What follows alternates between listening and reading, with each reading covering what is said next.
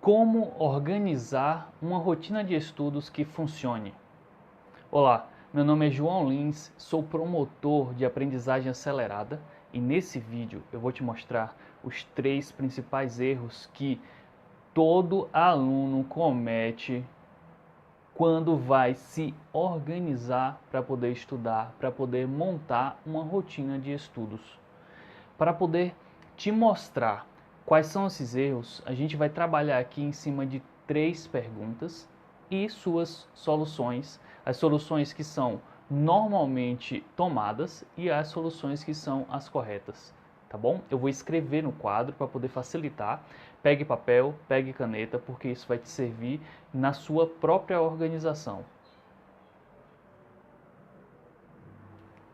A primeira pergunta que a gente precisa responder é: quantas horas estudar? Eu preciso utilizar quantas horas do meu dia para que essa rotina, para que esse estudo tenha efetividade de aprendizagem, para que ele me dê resultados?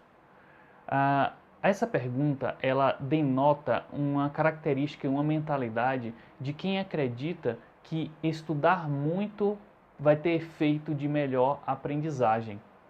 É muito comum acontecer esse tipo de erro na organização de uma rotina, no sentido de que eu posso organizar um tempo muito grande, achando que com esse tempo muito grande eu vou ter uma ótima produtividade, e isso é um erro.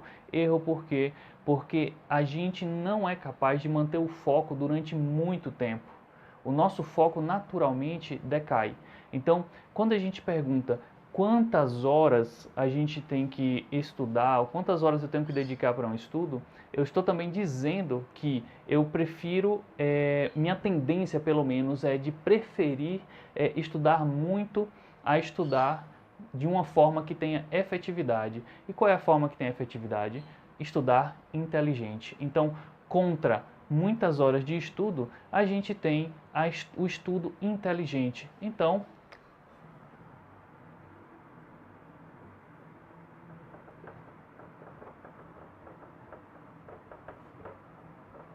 minha dica é: não estude demais.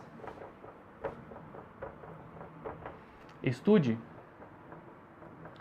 inteligente.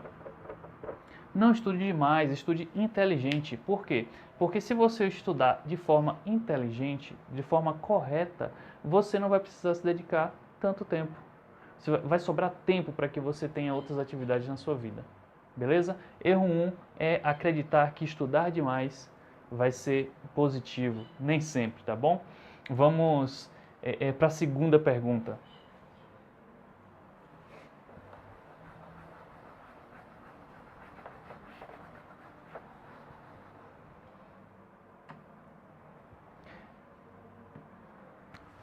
A segunda pergunta tem a ver com quantas matérias, quantos assuntos, quantas disciplinas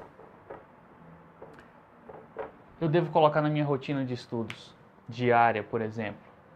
Será que utilizar uma disciplina por dia é a forma mais efetiva de se estudar, uma vez que a gente vai poder aprofundar aquele conteúdo? Digamos, eu tenho 4 horas sobrando, eu vou me dedicar as 4 horas para aquela disciplina. Significa que necessariamente eu estou aprendendo nessas 4 horas? Lembra da primeira questão? Nem sempre a quantidade de tempo que eu me dedico para uma disciplina significa que eu estou aprendendo mais. Pelo contrário, pode ser que eu esteja me cansando mais e perdendo tempo de aprender coisas novas. Então, quantas matérias eu devo estudar? Eu devo estudar as matérias que eu preciso encaixar num tempo onde eu possa fazer o que eu chamo de um empilhamento de disciplinas, empilhamento de matérias. Como é que eu faço um empilhamento de matérias, um empilhamento de disciplinas?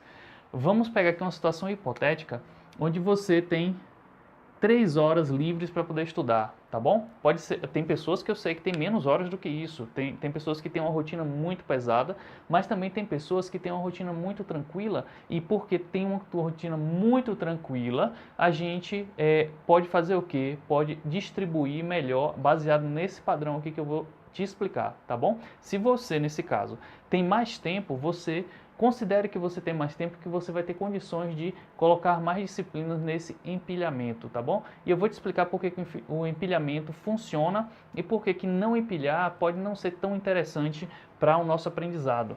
Mas vamos considerar que a pessoa hipotética aqui, a pessoa de exemplo, tem 3 horas livres. Digamos que ela tirou 30 minutos para estudar biologia, 30 minutos ela tirou para poder estudar história, 30 minutos para estudar matemática, 30 minutos para estudar geografia, 30 minutos para estudar português e 30 minutos para estudar física. Ela tem 3 horas diárias, né? 30 minutos para cada disciplina, então a gente tem 6 disciplinas. Se a gente for parar para pensar, é lógico ou aparentemente lógico que quando eu falo que eu vou estudar apenas 30 minutos de biologia, 30 minutos de história, 30 minutos de matemática, eu vou aprender pouco de biologia, história e matemática, né? Essa é a lógica que mais parece fazer sentido. Só que vamos pensar, por exemplo, como que o nosso cérebro funciona? Você gosta de séries ou de novela? Por exemplo, imagina a última vez que você assistiu um capítulo de uma série que você gosta ou de uma novela que você gosta e me diz o que acontece com você quando no final da novela eles iniciam um processo de apresentação no que vai acontecer no próximo capítulo e corta. O que acontece? Percebeu? Percebeu que você fica pensando naquela ideia? Você fica buscando a informação que vai completar aquela ideia. Seu cérebro não para de processar aquela informação. A ansiedade começa a produzir o quê? O desejo de ver o próximo capítulo, o desejo de ver o próximo dia da novela. Percebe como o nosso cérebro funciona?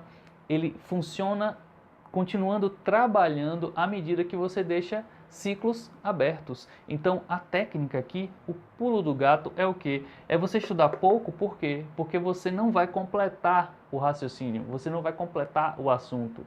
Você vai obrigar seu cérebro a continuar pensando em biologia, continuar pensando em história, continuar pensando em matemática, por quê? Porque você não fechou o raciocínio, certo? Eu estou pensando aqui na rotina do primeiro dia, por exemplo.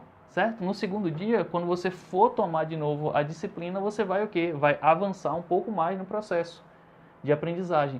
Isso significa o quê? Que no intervalo entre o primeiro dia e o segundo dia, seu cérebro ficou processando aquela informação como ele fica processando a informação do final da série, do final da novela, tentando, né, preencher aquele espaço vazio. Então a técnica é deixar o assunto aberto, e passar para o outro, certo? Esse processo de deixar aberto e passar para o outro, a gente vai chamar de empilhamento de disciplinas, tá bom? Agora, perceba o seguinte, a gente precisa pensar também da seguinte forma. Beleza, eu já sei que eu preciso estudar de forma inteligente, eu já sei que eu preciso estudar de forma empilhada as disciplinas, porque isso faz meu cérebro trabalhar no automático. E eu preciso saber o seguinte, o terceiro erro é quais matérias eu tenho que estudar? Quais matérias eu tenho que estudar? Quais disciplinas eu tenho que estudar? Qual é a sequência correta para poder eu organizar minha rotina de estudos? A sequência correta é aquela que vai responder o seguinte raciocínio.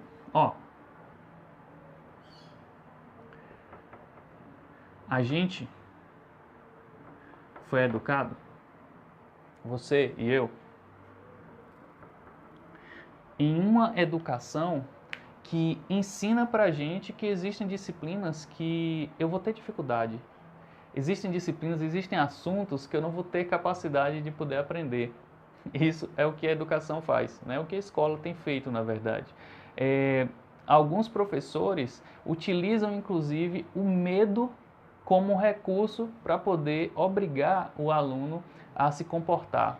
Utilizar o medo é a mesma coisa de dizer o seguinte, ó, aquela disciplina é uma punição para você. É uma punição. Normalmente isso acontece na área de exatas. Normalmente. Acontece também na área de língua portuguesa, é muito comum isso acontecer também.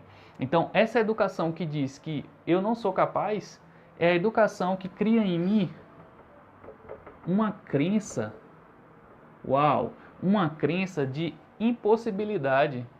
Na minha cabeça, eu digo que eu não tenho capacidade de entender determinados conteúdos, principalmente ligados àquela disciplina que implantaram o medo. Certo? Então, o que a gente tem que fazer? A gente vai ter que utilizar algum mecanismo para poder quebrar essa crença, para poder utilizar de forma estratégica essa quebra no sentido do melhor aprendizado. E como é que a gente faz isso? Uma vez que a gente vai precisar melhorar essa crença, a gente vai precisar criar uma forma onde as matérias alavanquem, projetem a minha crença para uma crença onde eu entendo que eu sou capaz de lidar com aquele conteúdo. E como que a gente faz isso? A gente faz isso começando pelas disciplinas muito fáceis. Disciplinas muito fáceis. Depois eu vou para as fáceis. Depois eu vou para as não tão fáceis. Depois eu vou para as não tão difíceis. Para as difíceis.